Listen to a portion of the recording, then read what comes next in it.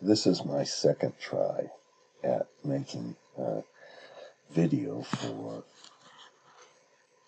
establishing the free cash flow, the revenues, the operating expenses, everything before financing, everything in cash flow before financing. And the ultimate goal of this one is to get a pre-tax project IRR. All right? This video is a little bit painful.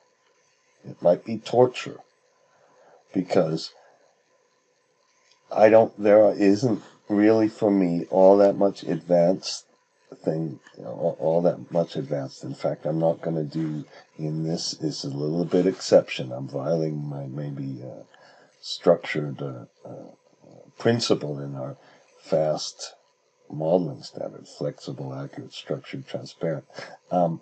Violating that because it's all kind of just doing things I've done before, number one. Number two, it's just kind of working through how to take our operations, our volumes, our capacity, and convert them into revenues, CapEx, and operations. So on this one, let me just give you a brief little thing to get started. Okay, first of all, I have somebody who sent me a wonderful email. He said that people are attracted to loud messages. He said he scratches his head. And, he said if I was charging a lot of money, if people say the sound quality is bad, that would be okay. I'm really working on the sound quality. Okay, I just want to let you know that I'm working on it. For me, it's painful. Somebody else said, where do I find these files? This will be on the website right now. It will be, and I haven't even put it there yet, but right here, it's going to be on this page, and it's going to be right up, I'll put it right up here before I do my old lesson sets. This will be revised lesson sets, and you can find the file and this PowerPoint presentation. Okay, so these are the things we discussed earlier. We went through all of this stuff. And now I'm just going to go straight into the principles. I'm going to go straight into the theory.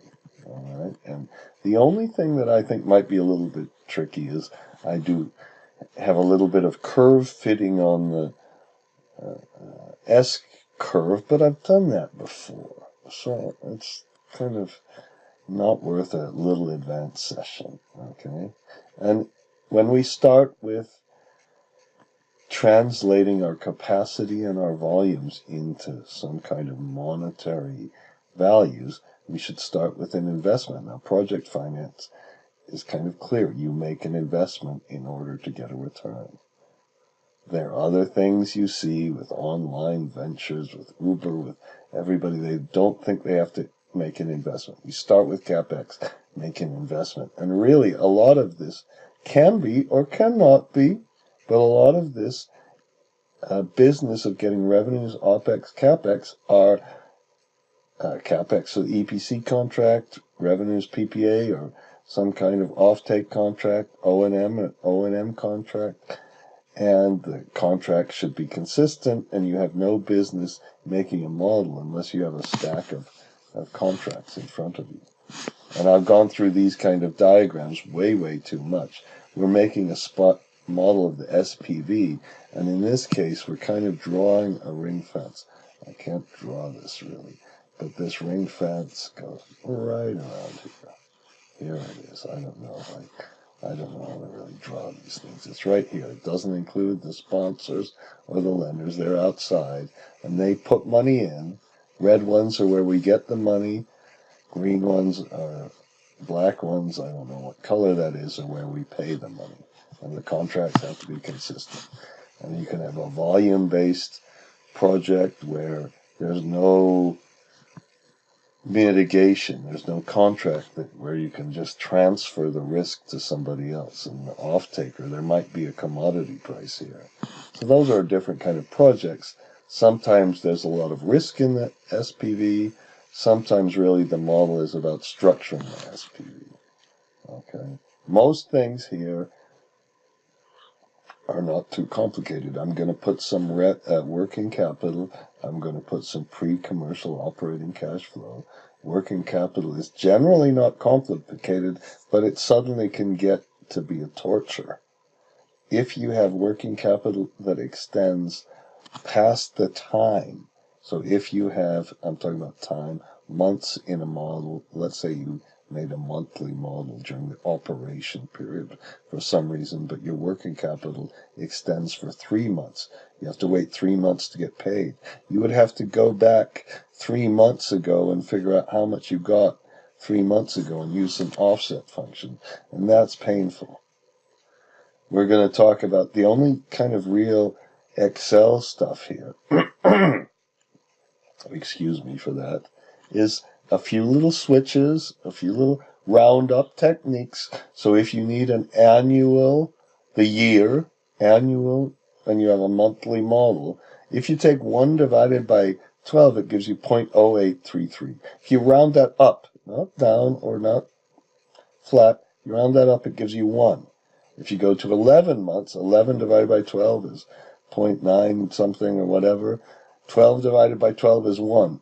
Every time you have that first 12-month period and you round up the little fraction, it gives you 1. But then you get to the 13th period. 13 divided by 12 is 1.0833. You round that up and it gives you 2. So we'll use that. Okay. And let me show you a little bit typically here of what I think are bad practices. As usual, these long formulas where you don't show. I'm sorry, I'm clearing my throat a couple of times. Very unprofessional, perhaps. But I'm not. This time, I'm not starting the video just because of that. You didn't care about that. I just wasted your time. Sorry. This came from another sheet, but we didn't know how it came from. These were some kind of operation costs. I'm just saying this was a little bit of a long formula. Please, please, please, when you set up the assumptions, set them up in the same order as the calculations. That's part of structuring. Don't put debt and equity first and then go down to a utilization factor. Don't put all your, whatever these are, some operating expense assumptions in the side. Put them in order, please. And then, this is a big investment bank. And they put some actual 8760 is okay, maybe. 1,000 is okay. But certainly not this thing. Not where you put the 5 and 6 and all that. That's criminal. This is for a wind farm. And here's my other complaint. You know, if you have all these switches, masks, flags, whatever in the fancy tool names you want to call them, put where you got them from, and then don't show them in a separate page. If they're all in a separate page like this, then you always have to go back and forth. This seems to be a very common thing these days. Now, we're going to discuss IRRs. And when I get a model and I see, well, here's the equity IRR and unlevered or project IRR, we're just going to compute the pre-tax project IRR in them. Number one, we want to see the effective taxes. I would want to see project IRR pre-tax, project IRR after tax. And if you get this situation where the equity IRR only has a very small change relative to the project IRR, unless the interest rate is really similar to the pre-tax unlevered, pre-tax project IRR, there's something funny going on. And here, where the levered IRR is below the unlevered IRR, you've got to ask some questions about what's going on in the model. I would clearly want to see what's happening. Another example, these are all from pretty sophisticated models that are used in transactions or used in bids or something. And here's a project IRR that's 28%, and then the shareholder IRR is below the project IRR. These are the kind of things. It's just I don't know what's happening. Now here's another one where we have a shareholder IRR post 21%. For some reason, they computed it over shorter periods, which kind of makes no real sense to me. If you want to compute a payback period or something, maybe. But whatever, people seem to do this. But there's no project IRR. And there's the silly weighted average cost of capital. You know, I hope by now, if you've listened to one of my videos, you know that the debt is getting down to zero by the end. It better be an all equity project at some time, using a constant cost of capital and using ratios at the COD, right at the top of the debt for measuring what the weighted average cost of capital is. Silly. Even more silly is assuming the risk is the same, which WACC does, weighted average cost of capital does. Now, this is really about a whole lot of operational analysis, and if you have these VLOOKUP tables with ranged names and if statements and NAs and oh my gosh, how some of the formulas I'm going to do aren't completely simple enough, but that's too much. Now that one little complicated item that we'll do right at the beginning is putting this curve fitting in, and we'll make it.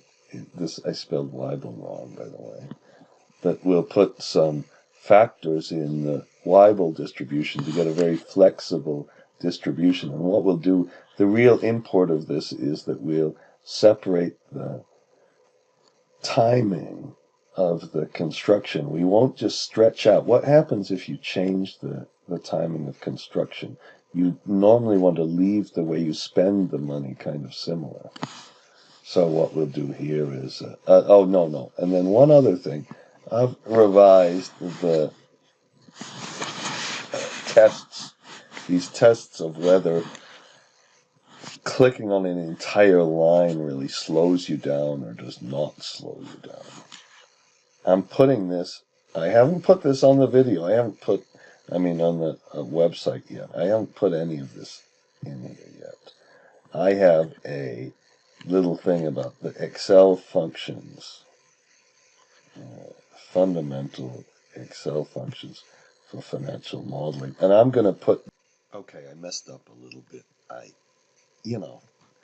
opened this file and I started showing you all the macros, and that was a waste of time. This is long enough. This video is going to be long enough without this because we have it's a tedious thing. And now I didn't address some issues in this case. This whole business of working capital I've already told you about. If you have exchange rates and you have some items, maybe the revenues in one currency, expenses are in another, debt is in another, my suggestion is to get a PPP exchange rate. Don't try to make it a mess. Keep it as transparent as possible. Do everything in both currencies and put this PPP exchange rate right at the top. And it's just a bunch of extra lines. I know that. Seems like a lot of extra lines. But then you can pick and choose and see which currency you'll apply. And then you can do sensitivity analysis on the currencies. Okay. And finally, if we're talking about operations, sometimes you have flexibility in operations. Sometimes the operations depend on what kind of prices you're getting, and if your prices are really low, it's not worth spending a lot on maintenance. There are real options that can be embedded in this that I didn't put in. Okay, I'm not all excited about real options or anything like that, but that's how you model it. You have to understand what's going to happen to your costs, what options can you exercise if your prices or your interest rates or exchange rates change. Now, we're going to make the only kind of thing we're going to do is instead of one of the things, I'll put some inflation rates in instead of dividing by 12. As the inflation compounds over the periods, and you want an annual inflation rate to result. If you put in an annual inflation rate of 30%, you want it to be 30% by the end of the year in period. And if you divide it by 12 and just compound it, doesn't work. You got to decompound this. I've talked about this too many times, but this is just like dividing by 12. Okay, so this is the next section. So now we're going to go back to our file. All right, and then I named this thing.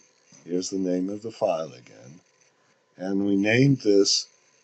There's one green one with no titles, and the no titles left off where you started, and it has some assumptions for CapEx, different categories of CapEx. I have some S-curve fitting assumptions. A PPA contract with an inflation rate that varies by year. And we're going to only apply this inflation rate in month 3, which is the month of the COD. It could be applied at the end of the period just before the COD, but we're going to tell you when you're going to apply use the inflation rate, and then we have some whatever. Age of a project, not in months, not in quarters, not in 6-month periods, in years. And we're going to say, well, our maintenance goes up as I drive. I hardly ever drive, but I have this really old car, and the maintenance expense just to get it goes up over time. And my maintenance expense for me is higher because I can't seem to. I need both fixed overhauls and other kind of maintenance all the time. And then we're going to put some like pills or something. I don't know. The working capital, we'll put the number of days. Now I kept this lower than the total days in the period. Okay, the lowest month we could get is 28, so we might have all of our revenues delayed for 1 month, or a percentage. If this is in a what periodicity do we have? We have a quarterly period, so this is only a fraction of the quarterly period once we get started. So the best thing for you to do would be to take these assumptions and turn off the video. You should probably turn off the video no matter what, because this is going to be a long one. And I don't know how to make it a little shorter, and I'm struggling with how to make it a little more interesting. So all I'm going to do is start cranking away. And it is going to be torture. Okay? And you have the option, you have a real option of switching the video off. Okay, now we have our volumes, so now I'm going to start. I put some of the items here. I collected the COD. This is the development period. We had some development cost, and we defined our development cost up here.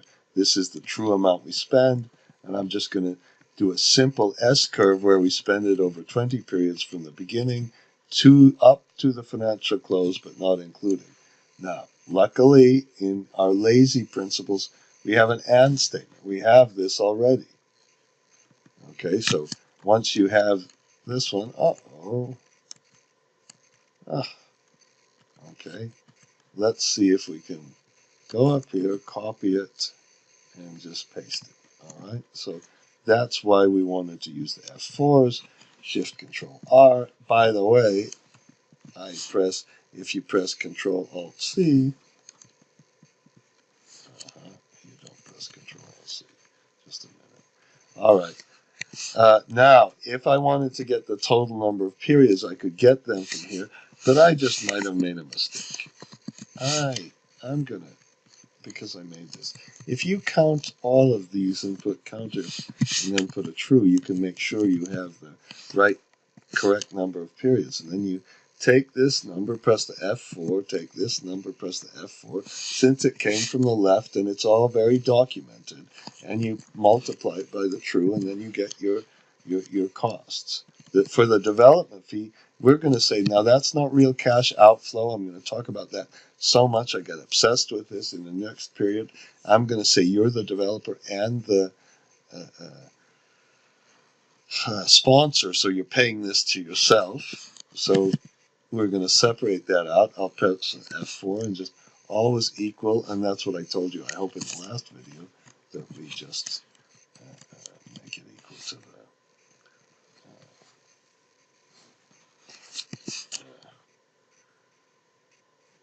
the beginning date. I'm having trouble getting words out. F4 times this one, no S curve.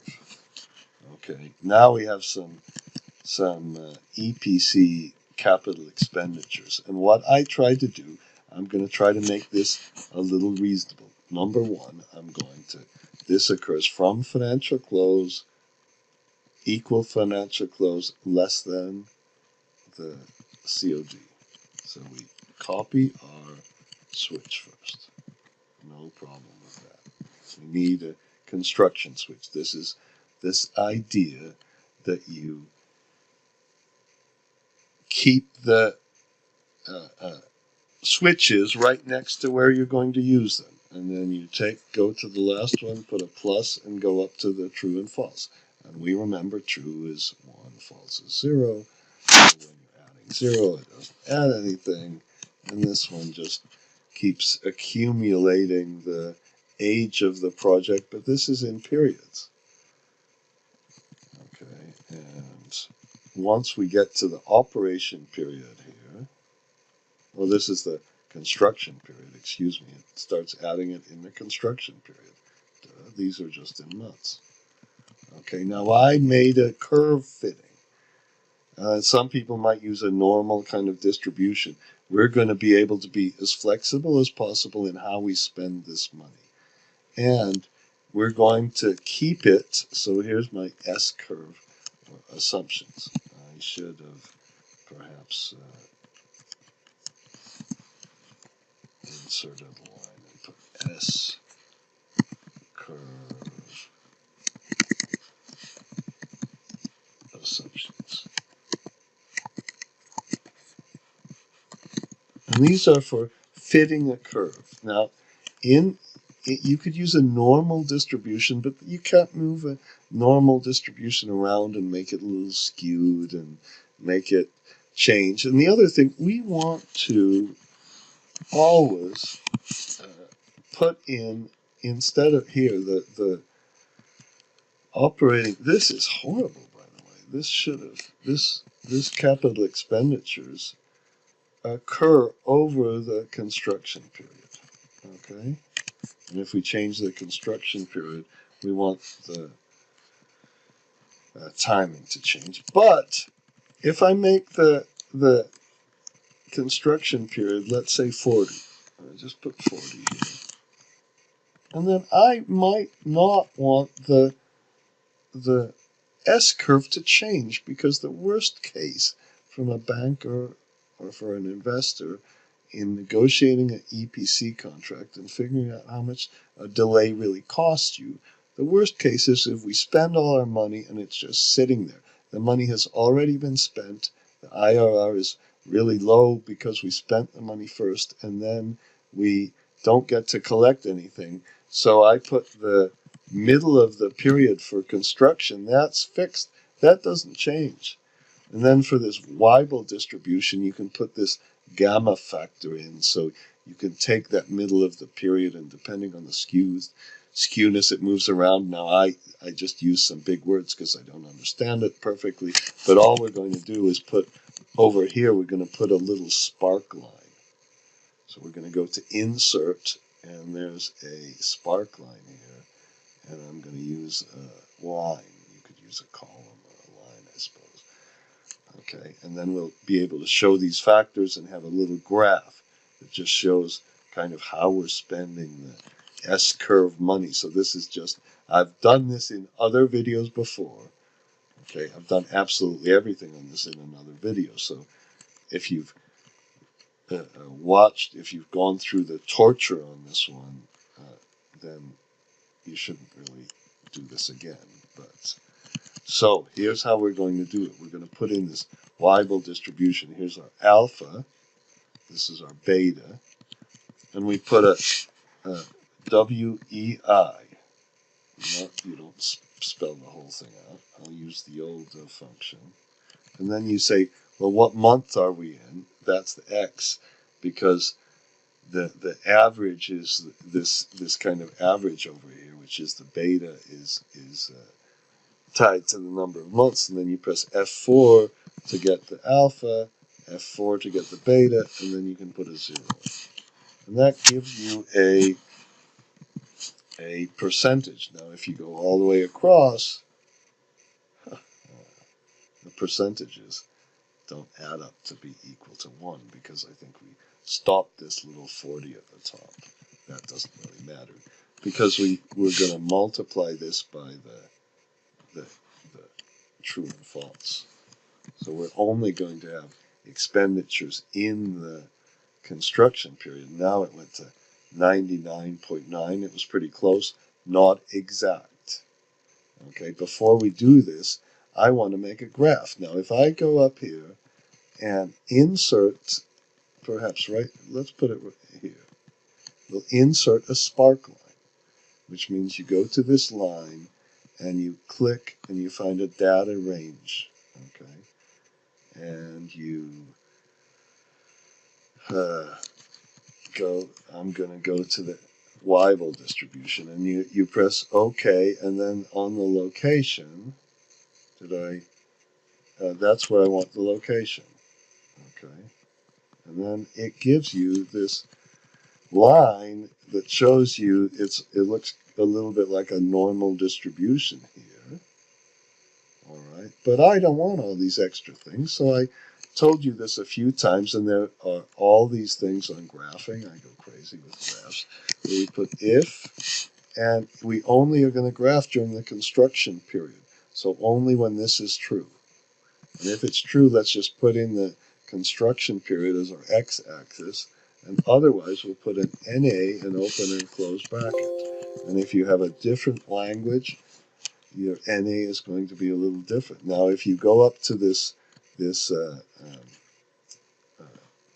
spark line and you click on it, okay, let's go to the spark line, and just a minute. Okay, and I guess I have to do the whole thing over again. Excuse me. Okay, I thought I could edit it. I'm sure you can, but I just don't know right now. All right, I'm going to put in the data again, and we have the same thing. And then after we put it in, it gives you some options. Only after we get it in. I guess there's a different style. I didn't realize that. Let's put this style in. And then let's put a date axis. And for this date axis, that's kind of nice. It's automatically going to give you a date axis. When you have NA for a date axis, it just stops it. So the last time I did this, I kind of did it in the wrong place. And this time I did it in the wrong place too, because I put it way out here. And I want to put it all the way right by our up here. I don't know what just happened.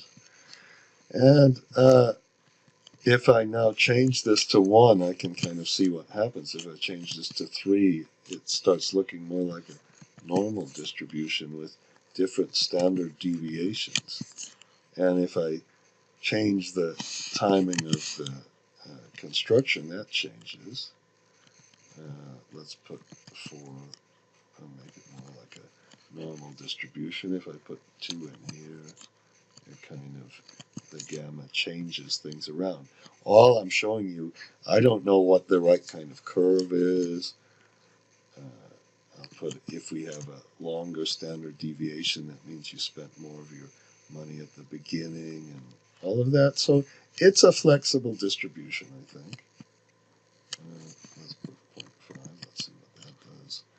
Okay, you can see how the skewness versus the, okay. to 3. It's kind of it looks a little normal there. And then once we have this one, well, the problem again is, as you might remember, oh, this actually added to 100% now. But just in case it doesn't, I'm going to do the final S-curve as this divided by the sum of it. And all that does is normalize. That's how you do a whole lot of things for the weighted averages and everything else. And I think this is boring. I can tell from my voice how utterly boring this whole thing is. And then I put a little true. I said round this one up to 5 decimals and get it true. Can I get more exciting? No. Sorry. So we'll take this S-curve and multiply it by our CapEx. And then now we really have something a little more flexible where we can change the S-curve around and see what happens to our IRRs and all that. And I've talked about that before. Sorry, blah, blah, blah, blah. In the real world, you're going to have S-curves around all of these different things. And you're going to have many more categories. And I'm not telling you to put them all in this sheet. Get the total EPC cost and get the total EPC cost somewhere in our core modeling sheet. That's what you really want. And then finally, we have some overhead costs. This could be, I don't know, IT of the corporate overhead or the CEO's salary. How much are you going to allocate? I said we have 50,000 over the 30 periods. And I hope this is coming straight from it's not from the construction period. Okay, and then what we'll do there is I'm going to do a simpler one where we'll take this F4 divided by this F4 and multiply. This is owner's cost after COD. So I just said it was. And then we get the total outlay for construction. When you get the total outlay, take the real money you spent, but don't take the development fee. Take the CapEx and this one. And then we've got that finished. And we're working through the tedious things. I wonder how many people could possibly leave the video on for this. Now, I'm going to go through the revenues. And I'm just going to go through a few little inflation approaches with, again, a little bit of Excel techniques. So we put our price in and just hold that flat. We haven't inflated yet. And I said the inflation time period, this is F13. If you press Control and the square bracket, you can take it out. Control, square bracket. And then if you press F5, you can go back to where you were. And you shouldn't have to go back to sheets back and forth. And if you keep the formulas transparent and reasonable, you don't need much more of this really fancy stuff that I have on the disk somewhere because my friend Thomas gave it to me. Okay, so I'm going to only inflate after the COD. Right at the COD, I'm not going to inflate yet. So we have some kind of PPA agreement, and we're going to just say, well, let's take again the start date with the ones and make it greater than, not greater than or equal to this date. Okay, and then we see when the inflation. Now we're going to apply this inflation. I think I just changed the construction period, so now it's the thing starts in January. Let's start it in December. So we'll apply it every December after the COD. Okay, that's what we. Why did I say that? Okay, we're going to do that, and we say, well, let's just take the month of the and we need the opening month if I'm going to relate it to the COD, because the closing month, there's not always 1 month, and we're going to inflate it when this is equal to that. Okay, but we're also going to do it, and this is where things could get a tiny bit complicated. We're also going to do it only after the COD period. So instead of some long formula, this is almost too long already, but And now we can see what happens right away, and we don't have to look at some other sheet to see, okay, we've got this here is the start of the COD, and then here's where we inflate it. We inflate it once every 4 years. Now, the next thing I'm going to do is put an annual period, not a fiscal year period, because, and I'll use the start date. The reason is I said there's some inflation, and then inflation is not constant, but it changes not over some fiscal year we defined, but over some macroeconomic assumption or something like that. Now, after you've done this, okay, we're going to use the lookup function. Okay, and just click on this annual number, and then, as usual, click on the entire, that took way too long, row, and I'm using the mouse. I don't think there's anything wrong with using the mouse. And now we're going to take this, since we only inflated it once a year, we're going to make an index where we just put this annual rate in, and I suppose you go, and then we only inflate it when we have the switch. And it's absolutely essential to put the switch inside of the inflation index. Okay, so a little bit of things here and there, just a little bit, and then you go across and you see, okay, when did we hit our COD? I sometimes do this conditional formatting of different periods, and I'm not on this one, and then we put our final price in. So it's all hopefully kind of clear. Now, the reason I put a price in earlier than the COD is because we have some pre-commercial volumes. Remember, up here we have some volumes here that start occurring, and that's going to lead to some pain when we make our financing. We had some volumes that occurred prior to the commercial operation date. Okay. And I'm going to put those volumes again in, and you can get into some kind of debate as to whether this is overdoing it, and we're putting too many lines in, and even a senior manager should be able to go upstairs and find the lines, and then I re-put my inflated price in here, and then we multiply these two things together. Okay, and then we're finished.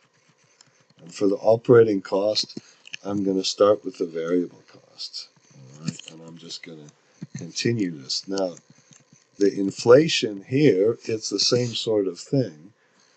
This inflation, however, reflects where, if these are in euros of 2022 or in euros of 2017 or euros of 2020 or euros of 2015, that's what it really reflects, and you take the same kind of thing. And this time I'm going to say that starting it's equal to. Okay. Oops. And did I not put in? I didn't. I made a crime. I forgot to press the F4 key. This time we'll take the annual inflation. I'm just going to grab it from here. Okay. But the periodic inflation is this thing where we put 1 plus the annual inflation, and we raise it. If it was monthly, you'd raise it 1 divided by 12. And then you put -1. But we don't do it like that because sometimes we have quarterly periods. So we take this wonderful months in the period that you should keep up at the top. And then we get our periodic inflation. And then we can take that number and put 1 plus the inflation rate, but we only multiply that by the inflation switch. So we've got our inflation index for variable cost, and then we take our variable cost and multiply it by our items. And this time I didn't do it because we have the volumes right up here, and we can put the variable cost as the inflated cost multiplied by the volumes, and you can kind of see where the inflation is assumed to begin. Okay, enough of that. Now the next one has age in periods. So what we're going to do is we need the age in years, because I told you that in this situation, I put I assumed the zero fixed costs, all variable cost. Maybe that's bad, but whatever. Zero fixed cost until we're 1 year old. From the time we're 1 to 14, we spend this much. I'm not going to interpolate this time. We could, but let's pretend we have some kind of contract or something. So those are our fixed costs, okay? And to get that, we need to first see how old we are in periods. Now, we can go back one and just put a plus on the operating switch. That switch is only, remember, false is 0. So if you just go back and start accumulating, you just start accumulating right at the COD. Here we go. And then we can put the age in years, and that's where we use the round up. And the first thing you do is you take this age in periods and you divide it by this 12. And you multiply that by the periods per month. So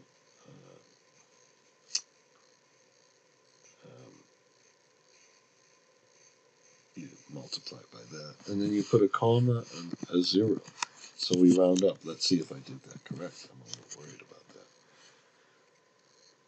Correctly, I think is the right way to say that word. Okay, and then we have 1, 2, 3, 4. Oh, good, because this is quarterly. 2 years, 3 years old. That's how old you are in years. And we kind of figured out when your birthday is. And then again, the lookup. I hope you're saying, oh man, this lookup is so much better than index match. I used to be a snob with index match, and now I'm a snob with lookup. And you put a comment here, and I hope you believe me when I say that it doesn't add to the heaviness of a model. So now we have our total fixed cost, and these should be probably inflated. I hope there it's going up. Okay, and then we put our take the same inflation rate. You could put this inflation index up kind of above this. You could even, if you use it over and over and over again, maybe you could even put it up in the top to just be lazy again. So you find it easily, so you don't have to go search. And then we'll add our fixed and our variable costs together, and notice I left the underlines here for you. And our EBITDA is our revenues minus the total operating costs. Okay, and we're finished. We're just about finished. The only thing we should put is the working capital. Now, to get the working capital, I would first put the days in the period. I had a long discussion about the days in the period before, but I don't think I put this in this template. So this is how many days. And then we said from our inputs, remember, I hope you remember that we had 28 days in the period. So then you can say, well, 28, how much? That means 90%, in this case 100%, 90%, 93%. But once we get to the operating period, this is how much we do not collect. Of the revenues we recorded up there, this is how much we don't collect. So I'm going to just put this up here to make it very explicit. I'm not telling you what the accounts receivable is. Okay, although this is almost kind of like it. And then let's do exactly the same thing for accounts payable days. This is so tedious. And let's take this divided by the number of days. I don't think I have to repeat that. And then we take this one and multiply it by our operating cost. I really think it's needless to say that you need the operating cost and the revenues before you ever do this. Now, we're going to, in the next video, talk about balance sheets, and it's nice to have closing balances. So for the accounts receivable, they go up when we don't collect the money. And then here's the big problem. We collect the last period, and that's okay if this is, you always collect all the period from the last month. If it's not, we have to put a couple of extra lines in and collect it from earlier periods, and that's a real pain. So I want you to just at least understand why it's painful. So you add these together. This one plus the minus the next one. Okay, so that's our balance of our accounts receivable. And then we're going to do the same thing with the accounts payable. Opening balance always equals closing balance of last period. I hope I've even discussed that. And then we add it to this one. We pay the period from the last one. Our closing balance is our opening balance plus the amount we don't pay minus the amount we do pay. That's called the positive number convention if you leave everything as a positive. So our total working capital then is our closing balance of our accounts receivable minus our closing balance of our accounts payable. If I would have made that mistake, later my balance sheet would have balanced, and you could take this one minus the same one, not down here, up here.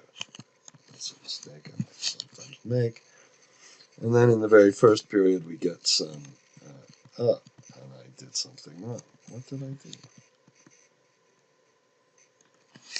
Did I say this one minus this one? I hope. Okay. There's our accounts receivable, how much they went up in the first period. And then the revenues and expenses must have been flat for a while, and then they go up and down. And at the very, very end of the whole thing, there's a big decline because you get it all back. You finally get paid. That means you get all your money back. Now we can take our EBITDA and perhaps this change in working capital, since it's really the cash flow item, I'm going to press Shift Control E. All right, and then we put our EBITDA in. And after the EBITDA, we put our working capital changes, because our EBITDA, the way to think about this and explain this to somebody, is you record your revenue expenses. That's your fundamental cash flow. But you don't collect it all right now. That's adjusted.